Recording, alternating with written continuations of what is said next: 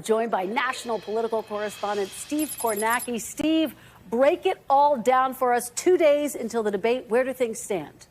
Yeah, Christian, 2 days before this debate, this is what you're looking at in the 7 core battleground states. You are seeing razor-thin contests here. You see less than a point, 1 point. 7 battleground states here that we think are likely to decide the Electoral College, the road to 270. Now, take a closer look here, and there are a couple things we want to draw your attention to. First, you do notice there's one state here, Wisconsin, where the margin does seem larger than the others. Put a pin in that because we're going to get to that in 1 second. But the other aspect here, when you look at these close races, particularly in the Sun Belt states, it reflects how this race has changed a little bit since Kamala Harris replaced Joe Biden as the Democratic candidate. What we're going to show you here, this is the diversity of the electorates in these 7 core battleground states, white and non-white. And you can see nationally, this is what the electorate looks like. These 3 states, Nevada, North Carolina, and Georgia, you see the share of the electorate that's white is actually lower in these 3 states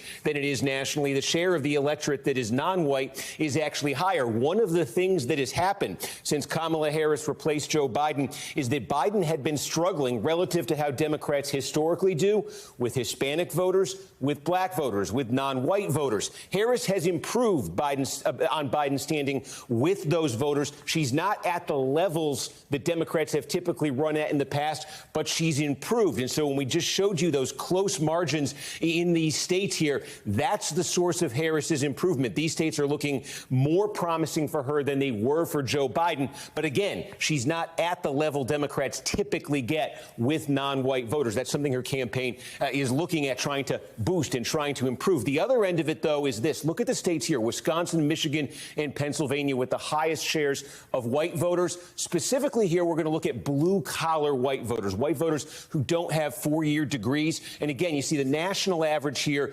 35%. Look where Wisconsin, Michigan, and Pennsylvania are in their electorates. The key here is, remember, we just showed you that poll that had Harris up by 5.5 on average, the average poll in Wisconsin. Well, Wisconsin has the highest share of non-college white voters. These are the voters the polls missed on in 2020, missed on in 2016. They undercounted, the polls did, Trump's support with blue-collar white voters. So when you see polls this fall, particularly in a state like Wisconsin, I think you put a little bit of an asterisk next to it because we saw big misses there before. And the question is, are we seeing misses there again? Is Trump perhaps being undercounted in those states again? But again, 2 days into this debate, Kristen, the big issues that you're likely to come up here, just take a look from a Wall Street Journal poll where the 2 candidates stand here in terms of the public's view. Harris with an advantage on abortion of 20 points. She's made this a centerpiece for a long time now.